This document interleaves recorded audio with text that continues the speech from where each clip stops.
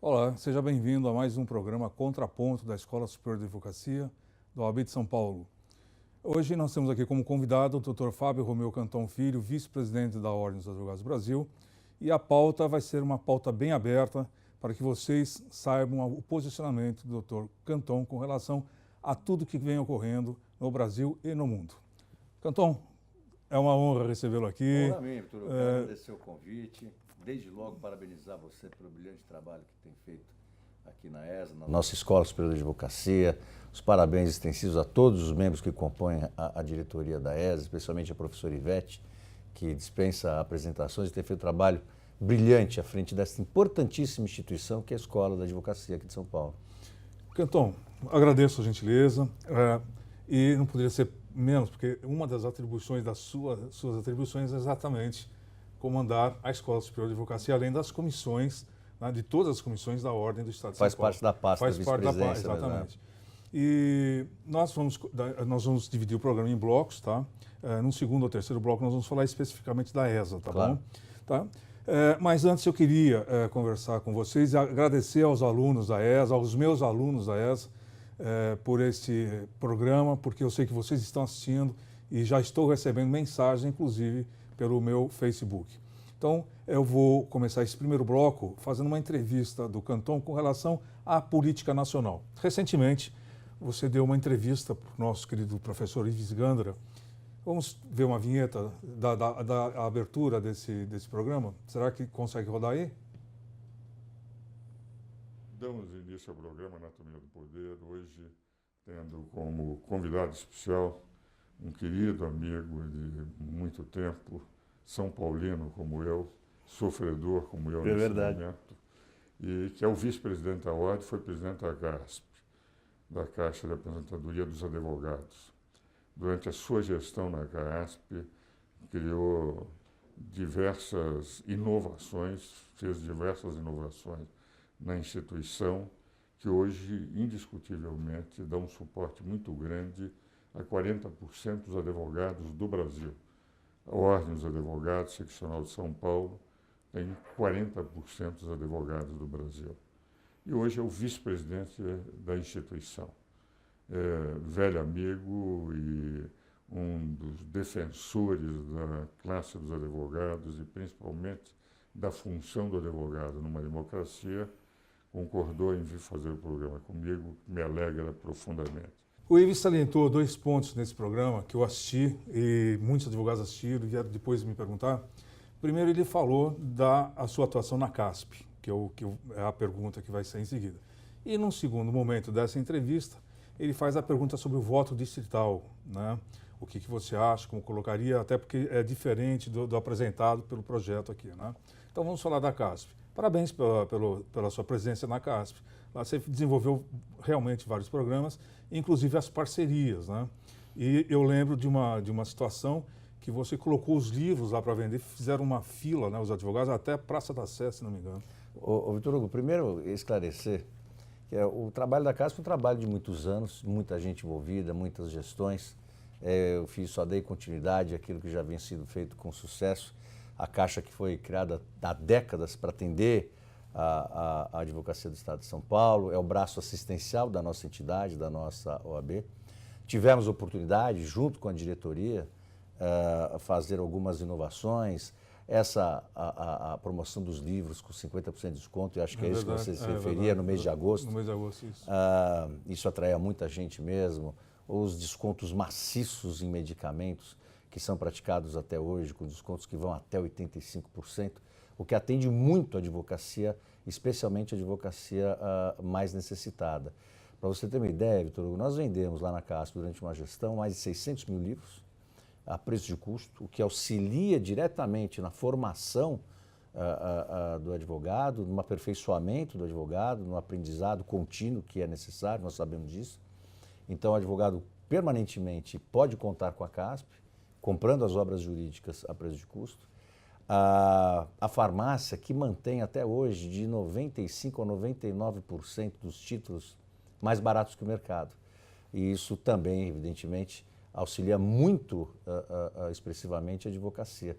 Nós vendemos durante uma gestão mais de 16 milhões de caixas de remédios. A nossa farmácia sede, no centro de São Paulo, na Rua Benjamin Constant, atende de 1.500 a 2.000 advogados por dia, o que mostra o acerto desse benefício que o braço assistencial do AB presta.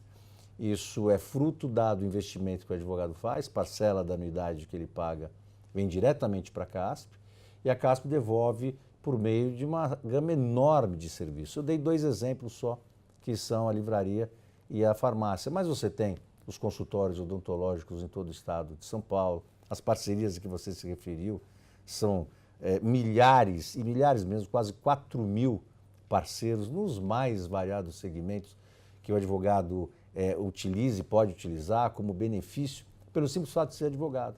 Então ele tem desconto em lojas, em hotéis, em restaurantes, para aquisição de equipamentos eletrônicos hoje tão necessários para a atividade profissional, computadores, scanners, enfim, telefonia móvel, teatro, cinema, enfim, é uma gama gigantesca. Até carro, Vitor Hugo, o advogado compra com desconto adicional pelo simples fato de ser advogado.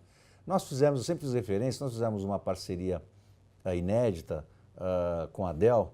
Essa parceria já vendeu mais de 25.000 máquinas para a advocacia em todo o estado de São Paulo, com descontos reais em cima do menor preço, quer dizer, é um benefício efetivo que o advogado recebe do braço assistencial da sua entidade, que é a CASP, a Caixa de Assistência dos Advogados de São Paulo, atuando nas campanhas de saúde, são 7 campanhas de saúde permanentes todo ano, no estado todo de São Paulo, vacinação da gripe, Provida, da saúde da mulher advogada, enfim, os benefícios estatutários, aqueles assistenciais puros, que são o objetivo principal da Caixa para atender aqueles colegas mais necessitados, auxílios extraordinários. Tem isso que você falou é interessante. É estendido a todo o estado de São Paulo, né? Todo o estado de São Paulo, quer claro. dizer, qualquer subseção do interior tem esses mesmos benefícios. A CASP, nós fizemos isso, evidente, não se começou, isso não teve início na nossa gestão, mas isso se concretizou, finalizou na nossa gestão, que foi a descentralização total da CASP. Então a CASP hoje está fisicamente presente em todas as subseções do Estado, o que aproxima muito mais a entidade assistencial do advogado. Então em todas as subseções, não tem dúvida. Então todas as subseções, o Vitor Hugo, hoje contam com um ponto físico da Caixa de Assistência do Advogado. Eu tenho alguns pontos a serem observados aí. Eu, como você sabe, eu ministro aula numa universidade. E lá alguns professores, eles ficam aguardando o mês de agosto para poder comprar os livros. Então eles já fazem uma relação dos livros que eles precisam, né? Que eles vão renovar sempre o estoque deles, né? E isso é que me trouxe a lembrança, esse fato. E a gestão aí, né? atual do nosso querido Braz Martins Neto tem ampliado isso, inclusive para outros meses, dividindo inclusive por matérias, enfim, para ter uma promoção durante o ano todo, ter sempre algum segmento da literatura jurídica em promoção. É muito interessante. Então, um outro ponto também que foi interessante, eu conheci um professor, professor advogado, e ele queria se aposentar, né? E ele ficou procurando lá, entre os professores mesmo, quem poderia ajudá-lo. Eu falei, olha, vá até a CASP, que talvez eles possam já. Ele se aposentou em 3 dias. Quer dizer, a CASP ajuda o advogado a se aposentar. Bem lembrado. Encaminha os documentos. É verdade, tem esse apoio. Ainda permanece o apoio à obtenção de visto para os Estados Unidos, tem a junta comercial, posto da junta comercial, que a Sandra, inclusive, Vogal, representa a ordem. É verdade. E agora, inclusive, a CASP, uma parceria com o Tribunal de Justiça, com o Tribunal Eleitoral, está fazendo a certificação, Mas já começou? Já começou, já está funcionando. Gente, presta atenção que isso é importante, tá? Porque este ano é fatal. As eleições serão feitas por via biométrica. Biométrica. E eu mesmo não providenciei ainda esse meu cadastro. Telefonei para a CASP, eles falaram para aguardar esse mês que estaria aberto. Eu estou sabendo agora que está funcionando. Ele foi inaugurado, teve uma suspensão e voltou a funcionar para fazer a biometria na sede da CASP. E o que precisa, sabe? Tem uma ideia ou não? O documento, vai lá com o documento e... Se for igual à aposentadoria, vai ser rápido. É muito tranquilo. Eu fiz lá, a biometria lá na sede da CASP, é muito rápido. muito rápido. Interessante, parabéns. É mais um serviço que a CASP tem feito aí. É. Parabéns à atual administração. Porque isso está beneficiando a todos, né? Não tem dúvida, é mais um serviço. Eu fui beneficiado com relação à aposentadoria também. Claro. Quer dizer, teve algumas coisas que foram muito boas. Bom, mas nós temos aqui uma segunda pauta dessa entrevista do Ives, que você concedeu, porque nós temos uma outra entrevista que você concedeu para o Heródoto, não é, verdade, isso? recentemente. Foi agora, acho que a semana passada, não é isso? Verdade. E só a ESA está ficando para trás, então não, vamos fazer uma entrevista também com o Canton. A ESA nunca está para trás. Ainda bem. Nunca está para trás. Então, gente, está aqui, ó, o Canton está afirmando que não está para trás, nós estamos aqui na frente. Lógico. Nessa entrevista com o Ives, ele falou sobre o voto, né, distrital. O Brasil, não resta dúvida, que está passando por uma crise de identidade, uma crise de autoridade, e tudo decorrente desse problema político, né, que nós estamos vivendo. Coloque a sua posição com relação ao voto distrital, vale realmente a pena? Então, é assim, olha, você sabe que o importante, quer dizer, mais importante, talvez eu tenha dito alguma coisa nesse sentido, nessa entrevista para o querido Ives Gandra, mais do que discutir o voto distrital, que me parece importante sim, e a se debater qual a modalidade melhor, mas mais importante que isso, é tanto o Estado quanto o cidadão saírem do papel de espectadores. O Brasil muito passivo, né? O Brasil hoje tem um problema, um grave problema que eu vejo no Brasil hoje é essa síndrome do espectador. Todo mundo é espectador, tem espectador demais e não tem nenhum protagonista, não tem ninguém que faça. Então a sociedade é espectadora e tem essa qualidade de modo geral de espectador, espera que o Estado faça alguma coisa e não faz, mas também não toma a atitude, ou raramente, muito episodicamente, toma alguma atitude para mudar alguma coisa. E o Estado, por sua vez, por absoluto comodismo, para não dizer talvez outros adjetivos, faz a função de espectador junto com a sociedade, quando ele, na verdade, é dono do poder e tem o dever de agir. Então é comum você ver dos políticos, especialmente aqui no nosso país, olha, é preciso resolver tal e tal questão, é preciso combater a corrupção, é preciso acertar na questão econômica, é preciso fazer isso, fazer aquilo. Mas é o Estado que tem que fazer. Então, mas ele dá o recado, mas não toma atitude. Claro, o recado é para ele mesmo. É para ele mesmo. Na verdade, ele se coloca numa posição de espectador, quando na verdade não é. O que o Estado, exatamente o que o Estado não deve ser, é espectador. O Estado deve ser protagonista junto com a sociedade para atender a sociedade. O Estado hoje virou, pelo menos essa sensação da população, imagino, é a minha, o Estado virou um grande vilão, um grande inimigo. Você enxerga o Estado não como um parceiro, como em outros países e outras democracias de sucesso no mundo. Você vê o Estado como inimigo, aquele que vai tomar o seu dinheiro por meio de impostos, não vai te devolver nada, ao contrário, vai cair nessa bandalheira que nós vemos aí, de corrupção sem fim, de forma absolutamente indistinta, vem governo, vai governo, vem governo, vai governo, entra um, sai outro, e é sempre escândalo em cima de escândalo de corrupção. E é preciso combater isso. Tem tido, evidentemente, avanços, nós percebemos avanços, a mídia hoje tem, a imprensa tem papel fundamental, tem colaborado para isso, tem tido liberdade para divulgar o que antes não se divulgava, mas é preciso avançar em passos mais largos e mais efetivos. O cidadão parece estar cansado, né? Acho que sem dúvida, banalizou né? Tudo, né? Quer dizer, o político... É natural, a política foi banalizada, né? Então, é natural. O que você sugere? Quando se imagina que está no fundo do poço, desce um pouco mais, vem mais... A sugestão, Vitor, é fazer o que a gente sempre faz. Nós temos que continuar, nós temos que viver, quer dizer, sem ficar aqui com filosofia barata, mas é a realidade. Porque o cidadão está cansado, o cidadão precisa ter... Ele não acredita mais. Mas é preciso acreditar. É preciso acreditar nele próprio, fazer a sua parte, não se deixar contaminar pelo pessimismo e pelos erros e pelos vícios externos e tocar a vida dele, primeiro passo. Ter otimismo de que pode mudar e ele ajudar a mudar. Nós falamos permanentemente, todos nós, reclamamos da política partidária, dos políticos, dos dirigentes, criticamos da corrupção, dos erros, da má administração, dos erros de gestão. Mas o que nós fazemos na nossa esfera de poder quando nós temos a condição de exercer e exercemos esse poder?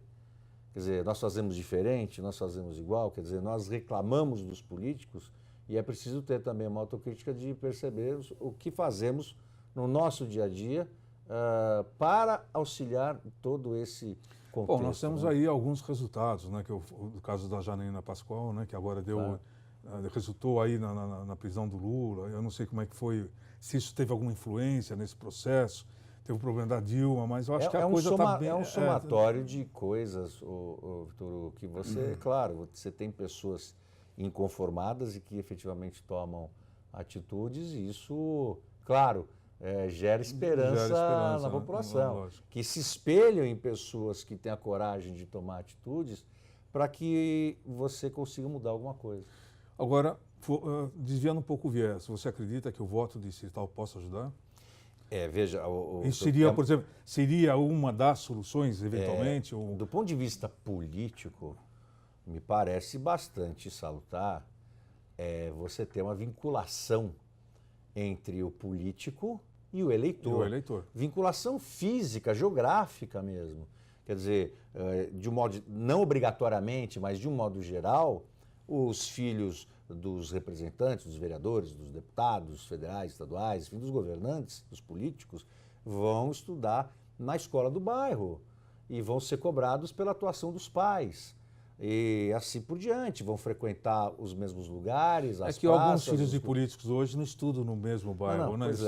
Mas fora do Brasil. Mas se você tiver, veja, se você tiver essa vinculação efetiva, fiscalizada, não adianta fazer o voto distrital e você, a proposta, norte, votar na Zona Sul. Mas a proposta parece que está sendo modificada, né? Ou seja, nós poderíamos ter o voto distrital desde que haja uma fidelidade partidária. Você acha isso correto? É assim, você não pode ter também esse ping-pong de partidos que ele se candidata por um, aí depois ele vai com um projeto por outro, depois ele não gostou, vai para o outro, isso não tem fim. Também me parece salutar o Vitor Hugo, mas a vinculação. Você vê que o político foge dos projetos que geram algum tipo de amarra, mesmo que seja ela a melhor possível. Não é possível um político de um bairro ser eleito por outro bairro distante, não faz sentido isso. O sujeito nasceu num determinado bairro, viveu num determinado bairro, de uma zona determinada da cidade e foi fazer política em outro bairro, de outra zona, às vezes dezenas de quilômetros de distância, sem qualquer tipo de vinculação. Isso é pontual, porque eu sei de casos de vereadores que atuam em determinado bairro e foram eleitos por outro bairro. Quer dizer, na verdade, ele não está fazendo nada pelo bairro. E como é que fica a cobrança? Qual é o tipo de vinculação? É preciso ter propostas, é preciso ter ideias, mas é preciso ter a base disso. Porque senão você fica muito cômodo para o político. Já não chega a estar em Brasília, quer dizer, longe de toda a base do eleitorado, sem cobrança, quer dizer, qualquer movimento popular. É muito diferente você ter uma movimentação na Praça da Sé, em São Paulo, onde você vê o que aconteceu nas ruas há alguns anos, ocasiões em que você colocou milhões de pessoas na rua, e você não consegue fazer o mesmo em Brasília, onde ficam concentrados os políticos, por motivos geográficos óbvios. Bom, obviamente que essa sua colocação se aplica não só à política partidária, mas também àquelas políticas de classe, não é isso? É tudo. Porque você não pode ter uma classe que também não tenha uma atuação efetiva na política nacional. As pessoas precisam participar mais. É como eu disse no início, sair da condição cômoda de espectador, cômoda de estilingue. Quer dizer, é muito fácil você jogar pedra em todo mundo, o difícil é você realizar e você fazer. Ainda tem muita gente empenhada em fazer bem, fazer o correto. Às vezes não funciona, mas se você tiver uma massa grande, e hoje eu não percebo isso, se você tiver uma massa grande de pessoas bem intencionadas, a coisa vai melhorar. Então é preciso sair também da zona de conforto, de ficar em casa Se frente à expor um televisão. pouco também, Claro, se expor, né? é preciso fazer alguma coisa. Você faz, você está aqui, você está lutando pela classe, você está trabalhando aqui na ESA, como tantos outros colegas. Isso é importante. Porque é muito mais cômodo eu ir embora para casa, ficar na televisão e ir reclamando da minha entidade, da política, da vida pública. É preciso colaborar de alguma forma. É preciso deixar de ser espectador simplesmente. Claro, a sociedade vai ser espectador de um modo sempre, todos nós. Mas é preciso fazer alguma coisa também, ajudar nisso e não só reclamar. Bom, antes de nós partirmos para o segundo bloco, dá um tempo, eu recebi, um pouco antes da nossa entrevista, eu recebi pelo Facebook uma reclamação de um aluno que diz o seguinte: olha, professor, todo mundo pede para mim colaborar, né, contribuir, né, compartilhar informações. Só que na hora de compartilhar as informações, as pessoas pegam essas informações e a utilizam como se fosse delas, ou seja, desestimula, né? Então, esse é o recado que o Cantón está colocando aqui. Trabalhe, fique ativo. Se a pessoa que pediu para compartilhar não coopera, você tem que mudar de rumo de vida e partir, né? Arregaçar as mangas e mostrar que essa pessoa aí... Os obstáculos todos estão aí, Vitor, para serem superados. superados. É evidente. Voltamos daqui a pouquinho para o segundo bloco. Obrigado. Estamos de volta ao nosso programa Contraponto da Escola Superior de Advocacia da OAB de São Paulo.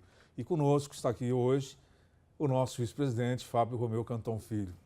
Cantón, está ótimo, viu? Nós estamos vendo ali, tem um monte de seguidores, o pessoal está assistindo ao vivo. Daqui a pouquinho começa a surgir as perguntas. São seus fãs que acompanham aí o Não, são os Contraponto. nossos fãs aqui. Bom, queria agradecer a Bruna, o Felipe, a Ingrid, o Tiago, que é gente nova aqui na casa, e a Amanda, né, por dar esse apoio técnico aqui para nós, né, no programa Contraponto. Obrigado para vocês, viu? Eu tenho duas novidades aqui. De 2013 até 2017, a Escola Superior de Advocacia inaugurou 6, 10, 12 núcleos em várias cidades do estado de São Paulo. Então nós temos aqui em 2013, foi inaugurado os 2 núcleos da Escola Superior de Advocacia em Descalvado, com a coordenadora Giovana Cristina, Votuporanga, com o coordenador Celso Penha Vasconcelos. Em 2015, nós inauguramos 4 núcleos, um em Caraguatatuba, Ituverava, Mauá e Nossa Senhora do Ó. Aliás, se o Dr. Hammer estiver nos assistindo, que é o presidente da subseção Nossa Senhora do Ó, precisa indicar o coordenador da ESA para nós, tá bom? A mesma coisa com Ituverava. Estamos aguardando a indicação do presidente da subseção local. E em 2018, 2017, foram inaugurados mais 6 núcleos. Um em Amparo que está com o coordenador Adib, né, que é o Adib Kassuf Saad. Gente finíssima, fala muito bem. Batatais, Lúcia Helena Fioco, Ilha Solteira. Eu fui para Ilha Solteira, é longinho pra caramba, mas está lá, ó, o núcleo lá.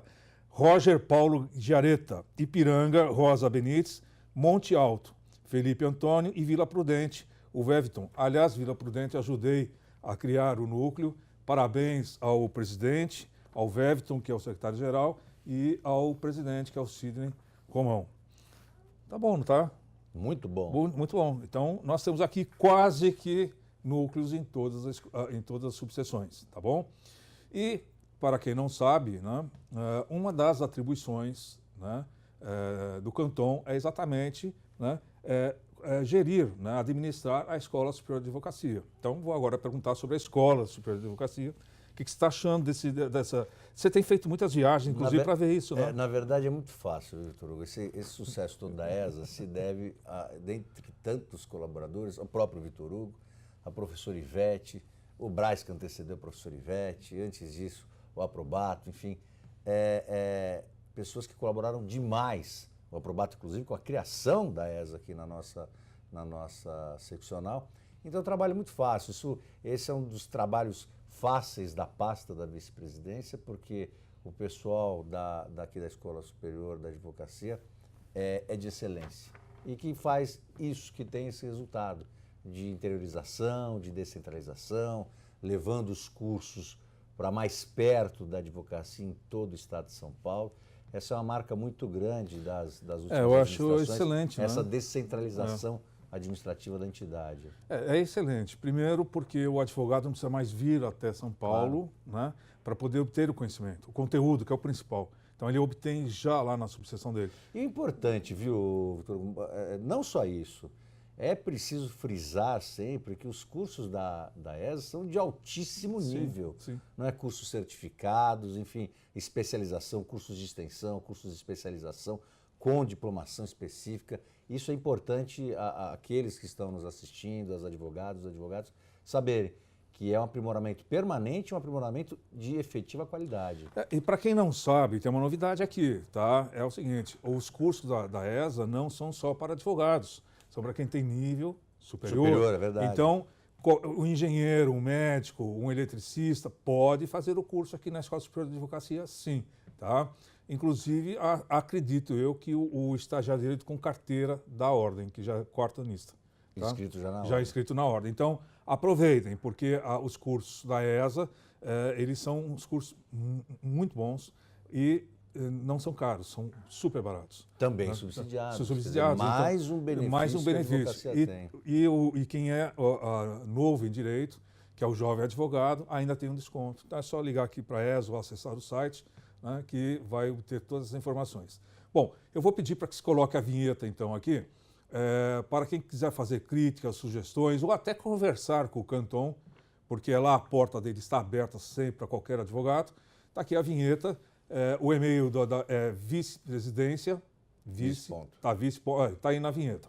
Então, quem quiser é só pegar esse e-mail, já pode mandar as suas críticas, sugestões, falar com o Canton, ele vai atender todo mundo que estiver ali, que mandar e-mail para ele, tá bom? Tá bom assim, Canton? Claro, estamos à disposição. Vai lotar ali, tá? É isso mesmo, mas a ideia é essa. Nós estamos à disposição da advocacia, todos nós juntos trabalhamos para isso mesmo. Eu tenho te acompanhado nas viagens no interior para falar sobre a ESA. Verdade. E eu tenho me reunido com o pessoal ali e a procura é muito grande e com um diferencial. Nós soltamos agora os cursos EAD, que é ensino à distância. Isso é muito tá? bom. Então, a subseção que quiser ter o ensino à distância tem que ligar aqui para a ESA, tá? Acesse o site da ESA, tem ali o telefone e ver quais são os requisitos que necessita para que possamos transmitir o ensino à distância. Tá bom? Ok? Muito bem. Canton, você deu uma entrevista agora, acho que umas 2 semanas atrás, o Heródoto Barbeiro. E você falou sobre... Você fez a lição de casa, está me acompanhando aí. Né? Ah, bom. eu tenho que acompanhar todos ali, eu tenho que saber, porque senão a entrevista não dá certo. Você discutiu ali um assunto interessantíssimo, que agora... É o assunto do momento. É o assunto do momento, que é a prisão e a condenação já em segunda instância. É verdade. O que eu tenho visto é piada, é assim, né? Então, todo mundo diz, ninguém me prende, eu não sou preso. Na hora que está lá a polícia, ele começa a chorar, entendeu? Começa a dar o desespero, mas vamos ver isso daqui, como é que é isso? É natural do ser humano. Não, mas tem aqueles que são lá... Não tem dúvida, mas isso acho que, voltando àquele ponto inicial da nossa conversa... Acho que a prisão tem que ser feita mesmo, né? Assim, voltando ao ponto inicial da nossa conversa, isso é uma coisa que tem avançado. Você tem hoje políticos de primeiro escalão presos, empresários de primeiro escalão presos, e isso tem avançado. A polêmica hoje, por conta da decisão do Supremo, é a possibilidade de se, desde logo, cumprir a pena com a condenação em segunda instância. Nessa entrevista, me posicionei contrariamente a isso. Antes até de me posicionar contra, preciso dizer o seguinte, somos todos contra a corrupção, os advogados, a advocacia, a entidade, todos contra a corrupção. Fazemos campanhas contra a corrupção, enfim, é um dos piores males da sociedade, corrói o Estado, corrói a capacidade de investimento do Estado. Agora, e aí ficamos com aquela sensação de que queremos todos eles presos. Eu também quero, não tem dúvida. É corrupto, tem que ser preso. Ou tem que cumprir a pena, seja ela qual for. Agora, é preciso seguir as regras. E eu tenho receio disso, de você, por conta de um momento específico ou de uma determinada pessoa específica, subverter a ordem constitucional, subverter a ordem legal. O que a Constituição prevê no nosso país? Presunção de inocência até o trânsito em julgado de sentença penal condenatória. Está no texto constitucional. Mas permite interpretação. É o que os que entendem que é possível a prisão desde logo, estão dizendo. Eu entendo que não, eu acho que é um risco, é temerário você flexibilizar, afrouxar princípios constitucionais, especialmente o princípio da presunção de inocência, que tem como foco fundamental a liberdade, porque o dia da manhã outros princípios podem ter interpretação flexibilizada também, o que me parece bastante ruim. E ficou agora uma situação de estrangulamento para o próprio Supremo, que vai ter que decidir. Outra coisa que também não deve acontecer, apesar disso que eu acabei de dizer, é uma instabilidade pela falta de segurança jurídica. Ora decidir de um jeito, ora decidir de outro. Que é o que está ocorrendo frequentemente. Ou bem pode cumprir a pena ou não. E eu disse até para o Heródoto, quer dizer, eu concordando ou não, eu achando certo ou não, é importante que a sociedade, que até os dirigentes estrangeiros percebam, porque eles também ficam atentos a essa situação, porque tem reflexos, disse também, e tem mesmo, até investimentos estrangeiros no país, é preciso ter a certeza, uma previsibilidade, como eu chamei de positiva, do judiciário. Bom, se eu tiver uma determinada situação, eu sei que essa determinada situação vai ter esta solução. E não aquela coisa de, não, eu tenho uma determinada situação e qual será a sua? Ah, não tenho ideia qual será. Isso é ruim. Isso gera instabilidade, isso gera insegurança jurídica, que não funciona também. E de onde está partindo essa flexibilização? Eu entendo a minha visão, não sou criminalista, meu foco é direito eletrônico, mas eu tenho a impressão que o Congresso ele tenta amenizar sempre, né? Ele tenta flexibilizar, sim, porque agora eles estão sob o foco das investigações. Então, mas isso gera uma insegurança jurídica, né? Então, a alteração de entendimento, você não pode meia hora entender, trocar o entendimento de meia hora. Isso é ruim. Você precisa ter, quem está olhando, precisa ter segurança de que determinadas situações jurídicas terão a mesma solução, independentemente de quem for, né? Independentemente de quem seja o réu. Você não pode ter decisões de agora vai chegar o fulano, mas ele é muito importante, o outro não é, então decide assim, isso não pode. Isso é ruim para o país precisa ter certeza da condução. Agora, é evidente que os políticos por excelência têm todo interesse nisso, porque são hoje objeto de foco intenso das investigações criminais, especialmente essa conhecida investigação Lava Jato. Você achou positivo o resultado até agora obtido pelo Lava Jato? Pela Operação Lava Jato? E como eu disse, Vitor Augusto, tudo é avanço, né? São coisas inéditas, você não imaginava. Mas houve... Eu não tenho dúvida, se você dissesse, olha, mas não poderia ter feito mais, não poderia ter mais gente presa, estava no raciocínio anterior, e eu não disse, mas vou dizer agora, tem outro ponto bastante importante, que é o tempo do processo. Se o processo se resolvesse num tempo mais célere, efetivamente, com um aparato maior por parte do próprio Estado, que precisa responder à sociedade, nem teria espaço para essa discussão. Se em 6 meses tivesse condenação e julgamento, primeira instância, segunda instância, STJ, Supremo, o assunto estaria resolvido. Eu lhe fiz essa pergunta, desculpa. Não, claro. Porque nós recebemos aqui um professor de direito penal, né, e diretor, inclusive, de uma área, da área de direito penal, e ele disse o seguinte, olha, o nosso grande problema aqui, a nossa preocupação é que isso não vire as mãos limpas. Porque depois que ocorreu lá, os políticos começaram a desvirtuar toda a legislação exatamente para se prevenir no futuro, né? Claro. Entendeu? Então eu não sei se isso pode acontecer no Brasil ou se já está ocorrendo. Então, a gente não pode ter medo de fazer o que tem que ser feito. São aquelas mudanças que nós temos que participar. Nós temos que participar das mudanças e torcer pelas mudanças. O caminho é esse, e aqui eu estava voltando àquela resposta. Poderia ser feito mais? Não sei, mas quando você imaginou, se perguntassem para você, para mim, há 5, 6 anos, 7 anos, que você acha que vai ter algum ministro preso, algum senador preso, algum deputado preso, presidente do Congresso preso, os maiores empresários do país presos? Isso é um avanço. Mas um já saiu, outro recebeu indulto, outro fez acordo. Não importa. essas coisas avançaram. Até outro dia você não tinha nenhuma autoridade presa. E hoje você pega os cargos máximos do país, tanto na área pública quanto na área privada, sob risco mesmo de prisão efetiva por conta de corrupção. E sem dúvida nenhuma que isso é avanço, Vitor. Eu vejo claramente isso como um avanço. Vamos dar uma olhada nisso. Nós temos aqui, eu vou pedir para que ela me traga. Nós temos aqui uma relação, né, das pessoas que estão nos assistindo. Ah, legal. Tá? Então vamos lá. Vitor Santos, obrigado, Vitor, por estar nos acompanhando. Parabéns pelo programa. Seu xará. Um grande abraço, doutor Vitor Hugo e doutor Canton, São Bernardo do Campo. Boa. Parabéns. Boa. Daniela Vitória, doutor Canton, parabéns pelo trabalho que vem realizando à frente da vice-presidência, São Paulo. E André Rosa, compartilha a mesma visão. Acredito que não podemos desanimar com os fatos atuais, está se referindo à sua colocação. Sim. Devemos manter a fé de que podemos melhorar a nossa política. Guarulhos. Obrigado, André. Bianca Fernandes, vejo a OAB muito ativa nas questões públicas. É muito bom ver que nossa instituição está cuidando das questões que afligem nossa sociedade. Paulo Correia, o que nós advogados podemos fazer para contribuir... aqui uma questão.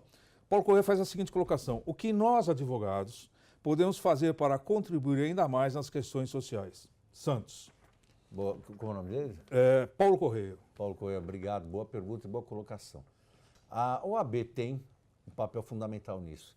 Eu digo sempre que a OAB dá um exemplo muito importante, Vitor Hugo, para a sociedade brasileira como um todo. Todos os cargos, isso é importante dizer, privativos de advogados, você sabe bem disso, da nossa entidade, são cargos gratuitos, cargos de colaboração. E nesse aspecto eu vejo com muita satisfação que ainda existe gente interessada em fazer mais para o bem comum, sem ficar só numa visão individual ou individualista, sem qualquer outro interesse. Isso é muito importante. O OAB dá o exemplo de como é possível fazer para o coletivo de forma desinteressada. E o advogado, por excelência, já exerce um papel fundamental na sociedade, porque ele está acostumado a olhar para o lado, para a frente e enxergar o ser humano. E isso o advogado faz cotidianamente. Se ele quiser fazer ainda mais, o nosso colega de Santos, basta ele procurar a própria entidade, a própria OAB, para participar das inúmeras comissões temáticas. Aliás, por falar nisso, quantas comissões hoje existem na OAB? Acho que são mais de 160, 162 comissões hoje, na seccional. Algumas delas. Nós temos sessão de direito eletrônico, comissão de... Direito do consumidor, meio ambiente, da mulher, de tecnologia, as temáticas de direito penal, direito civil. Comissão da Mulher Advogada. Comissão da Mulher Advogada, direitos humanos, importantíssima comissão de direitos humanos, prerrogativas também, importantíssima comissão de prerrogativas, enfim, só para dar alguns exemplos, né? São inúmeras, de educação digital, de direito marítimo, aduaneiro, aeronáutico, enfim, é uma gama gigantesca de comissões das sociedades de advogados, enfim, atuando permanentemente, materializando esses ideais da nossa entidade. Paulo, você não falou aqui você falou aqui que você é advogado, mas não nos forneceu o seu campo de aderência. Mas venha trabalhar aí para a ordem. Tem ali mais de 160 comissões. Em Santos também tem. Também tem. Lá tem a subseção de Santos. Também tem suas comissões. O nosso presidente Luiz Fernando. Luiz Fernando, claro. venha participar. A ordem é isso, ela congrega os advogados e a casa é sua. Então você pode participar de qualquer comissão e seja bem-vindo, viu? É isso, né? Claro, acho que tem que estar lá, né? É exatamente isso. Lilian Ribeiro, parabéns pelo ótimo programa. Poderia ficar a tarde toda assistindo a essa conversa. Lilian, então você vai ficar até o final do programa com o nosso vice-presidente aqui. Patrícia Salles, acho que eu conheço a Patrícia. Boa tarde, sou membro da Comissão de Ciência e Tecnologia, falei que eu conhecia, e gostaria de felicitar os novos colegas pela entrevista de hoje. Tá aí, a Patrícia, ela é secretária na Comissão de Ciência e Tecnologia, lá onde eu atuo, sou presidente. Muito bom. Patrícia, muito obrigado. Um abraço, Patrícia. Isso, tá aí, nós vamos fazer um café com o vice-presidente, tá? Você prepara o pessoal da nossa comissão ali, tá? Mariane Lara Gaspar, parabéns aos doutores Canton e Vitor Hugo pela edição especial do Contraponto.ESA.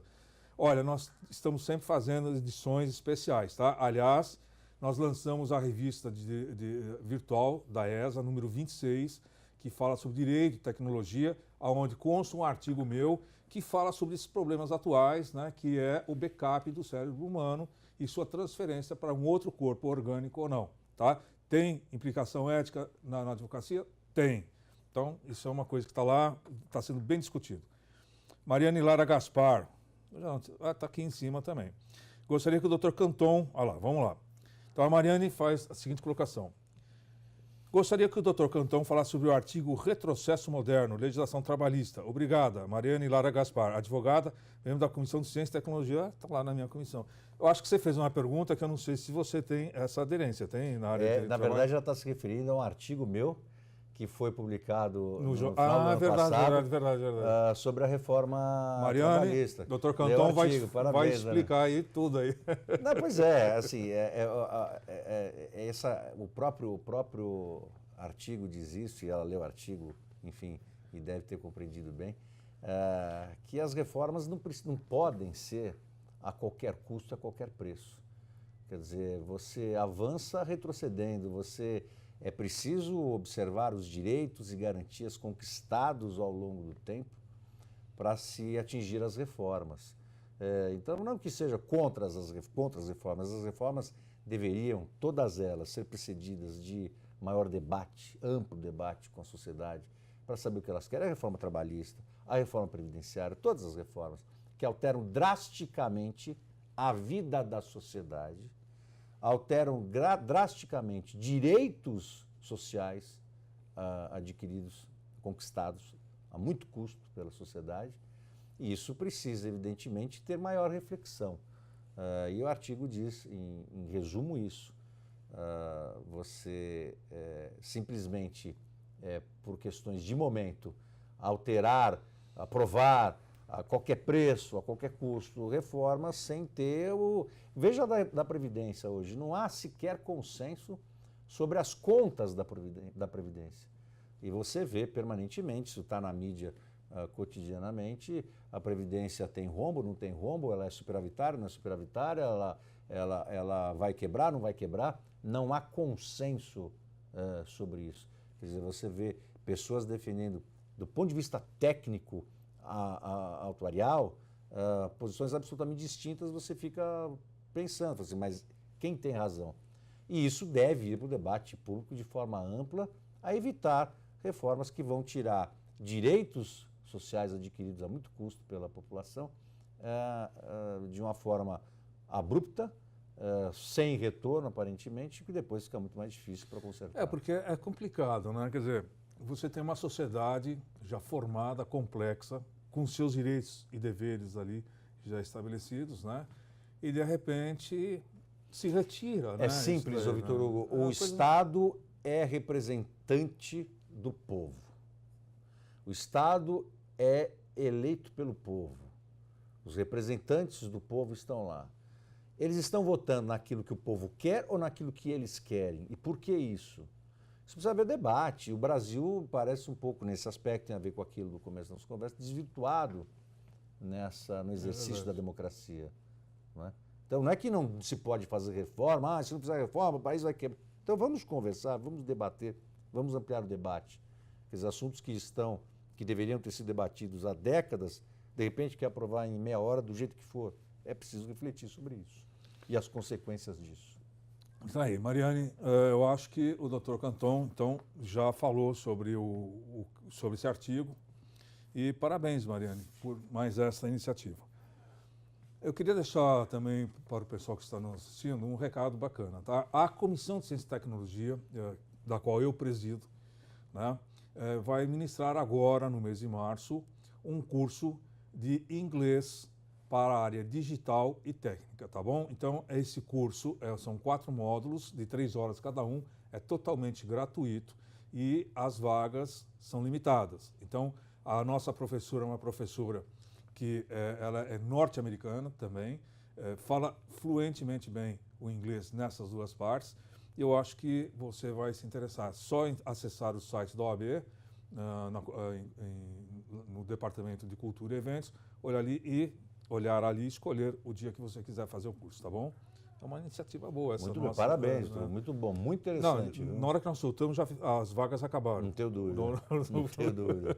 Então eu tive que montar mais Mas 3. você sabe que isso é importante, porque mostra o interesse da advocacia em aprimorar, em aprimoramento. Né? Isso é E importante. quem vai ministrar as aulas é a Bianchi, a doutora Bianchi, uma advogada inscrita na Comissão de Ciência e Tecnologia Muito bom. e está lá à disposição dos colegas, tá bom? Parabéns, Turugo. Bom, obrigado, Cantão. Cantão, Eu que agradeço. dentro dos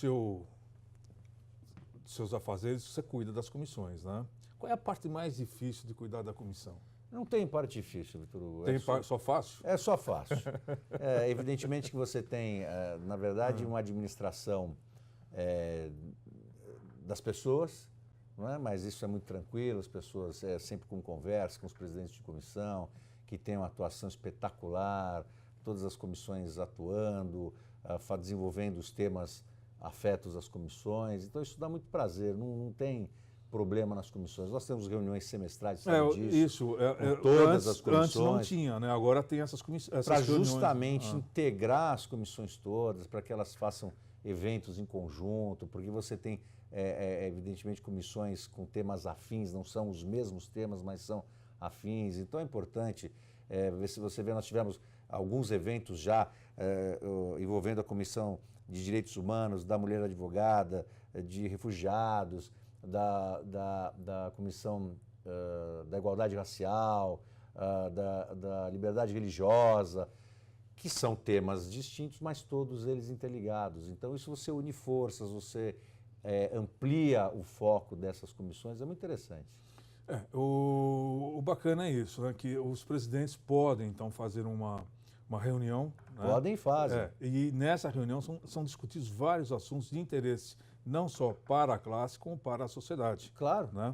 E eu acho isso muito importante, porque você acaba revolvendo matérias que poderiam até passar despercebidas pela sociedade. Não tem dúvida, né? não tem dúvida. Antes de nós passarmos para o próximo bloco, nós vamos passar a vinheta aqui novamente, aqui embaixo da vice-presidência. Vamos ver lá se a vinheta aparece. Aí, está aí a vinheta. Então, críticas, sugestões para esse e-mail. Eu vou pedir para que não tire a vinheta por enquanto, porque eu tenho uma outra novidade aqui. O Canton homologou uma comissão, que é uma comissão de motos, não é isso? Tem um nome. Comissão Os advogados motociclistas. Advogados motociclistas, tá? E que é um sucesso na ordem, tá? Então, quem quiser participar, acesse esse e-mail. Tem que ter moto, né? Claro. Tem que ter moto. Não adianta ter patinete, skate, né? E o Vitor Hugo participa já da comissão. E patins. Então, tem que ter moto. Fique à vontade, entre e venha participar conosco aqui. Até o próximo bloco. Olá, estamos de volta para o último bloco do nosso programa Contraponto da Escola Superior de Advocacia da OAB de São Paulo. Conosco, a entrevista hoje, o Dr. Fábio Romeu Canton Filho, vice-presidente da OAB de São Paulo. Pois é, Fábio, nós estamos agora no último bloco, tá ok? Nós vamos falar um pouquinho do ano de 2017 para a ESA São Paulo, tá? O ano de 2017, nós temos aqui, soltamos inclusive um release, que o ano de 2017 foi um ano muito profícuo para a ESA, tá? Até porque nós tivemos 7.500 alunos nos 159 cursos de extensões que nós fizemos aqui, tá? O que representa 66% de aumento em relação ao ano anterior. É importante você repetir, viu, Vitor Hugo? 159 cursos de extensão no ano de 2017.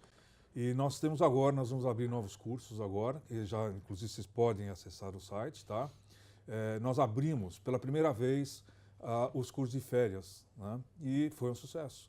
Nós tivemos aí, nesse curso de férias, nós tivemos 6 cursos totalmente lotados e 2 com repetições. Os que deram aqui, bombaram, inclusive, foi o curso de reforma trabalhista, claro. Tá? Né? Que está cálculos trabalhistas, compliance, tá certo? E peticionamento eletrônico. Então, nós estamos desenvolvendo, descobrimos aí que o advogado, né, gosta de continuar estudando mesmo nas férias. Quer dizer, ele não descansa, olha só. Esse é o registro importante, Vitor, a ser feito. A vontade que o advogado tem de melhorar, de aprofundar os conhecimentos, de se aperfeiçoar. Veja, 159 cursos completos na ESA, mas aquelas. E você vê os cursos de férias e a gente percebe a mesma realidade no Departamento de Cultura e Eventos também, que é dirigido pelo nosso amigo Humberto Durso. Curso sábado, curso no domingo, quer dizer, eu fiz a abertura junto com o nosso presidente Marcos da Costa também no Carnaval Jurídico. Auditório lotado, sábado de carnaval. E o auditório da Praça da Sé lotado, quer dizer, o que mostra o interesse da advocacia em melhorar cada vez mais. Eu lembro uma vez que o Humberto pediu para dar uma palestra para os advogados, falar sobre peticionamento eletrônico. E aí ele me deu o endereço na Avenida Paulista, né? Falei, mas na Avenida Paulista, né? Era um domingo. E cheguei na Avenida Paulista, era o Teatro Gazeta. Teatro Gazeta. Pensei, bom, acho que a OAB não abre os domingos, não paga hora extra, as coisas que a gente vai pensando, ou paga hora extra, não quer pagar. Quer dizer, não era não, não era nada disso. Aí, de repente, eu entro ali no palco, com o meu computador, com tudo, né? Até fui a paisana, sem sentar. De repente, 900 advogados. Quase quer dizer, advogados, eu dei palestra, ministrei uma palestra de mais de 1 hora, para 900 advogados. Eu coloquei isso no domingo. No domingo. Coloquei no Facebook, coloquei a foto, eu achei impressionante. É verdade. Né? É verdade. Como advogado, ele tem que estar antenado mesmo, ele tem que participar desses cursos. E participa, isso que é importante. Eu acho que é importantíssimo. Né? Isso é legal. Então eu queria, em razão desse ponto, eu queria dar um abraço efusivo para a nossa diretora, a doutora Ivete Senise, que é a diretora da ESA, que com competência extraordinária está tocando a ESA assim, a toque de caixa, uma coisa linda e fabulosa. Então, parabéns, Ivete, muito obrigado por ser nossa diretora aqui, um grande nome. E também agradecer a Mônica, que vem coordenando essa parte dos estudos. Bom, Cantón, então, dito isso, você está vendo que o advogado aqui participa e tem... Não tem dúvida. E ele acompanha ele é crítico, ele vai, né? Então, lógico. Já que nós temos esse pessoal todo aí, quer dizer, uma massa que necessita e quer e pede, né, conteúdo, está aqui suas palavras finais para esses advogados, o que você tem a dizer, o que a ordem pode oferecer, o que ela oferece, tudo que você pode querer falar. A minha palavra, sempre que falo sobre advocacia e para a advocacia, minha palavra é sempre de otimismo. Otimismo com a nossa vida, otimismo com a nossa profissão. O advogado deve seguir confiante, fazer os cursos da ESA. Eu quero agradecer a oportunidade de estar aqui, o seu convite, é sempre um prazer, você que é um grande amigo de longa data. Reiterar e aderir às suas palavras com relação à professora Ivete, professora de todos nós, eu que fui aluno dela, professora Ivete Senise Ferreira, um ícone do mundo jurídico brasileiro, primeira e única professora, primeira e única mulher diretora da Faculdade de Direito da USP, do Largo de São Francisco, que dá exemplo cotidianamente para todos nós e que faz um trabalho magistral aqui à frente da ESA. Portanto, eu quero saudar a você e toda a diretoria, o conselho curador da ESA, na pessoa da nossa querida professora Ivete, e dizer para a advocacia, toda a advocacia que está nos assistindo agora, otimismo, confiança, sempre é o que desejo para todos nós, para todos vocês. Obrigado, Trugo, pela mais essa oportunidade. Eu que agradeço. De poder bater papo com você e os seus telespectadores. Eu lembro, numa viagem que eu fiz contigo, que você falou do perigo da especialização para o advogado. Claro. Né? Então, o Cantón deixou mais ou menos claro que o advogado ele não pode ficar só naquela especialização, porque ele corre um risco sério. Na verdade, precisa estar aberto às oportunidades. Que é o que a ESA está A especialização vai chegar com o tempo, mas ele precisa estar aberto às oportunidades. Que são esses cursos que a ESA já ministra, claro, para todo mundo. Quer dizer, o advogado que aqui vem, o curso já é subsidiado, quer dizer, é baratíssimo os cursos de extensão. E você acaba adquirindo, então, uma visão global, né, do direito e não só daquela especialização. Cantón, obrigado pela sua visita. Foi um prazer Eu que agradeço. Com você é sempre um prazer. Viu? E está aí, nós vamos ter um café com o nosso vice-presidente. Obrigado e até o próximo programa. Obrigado.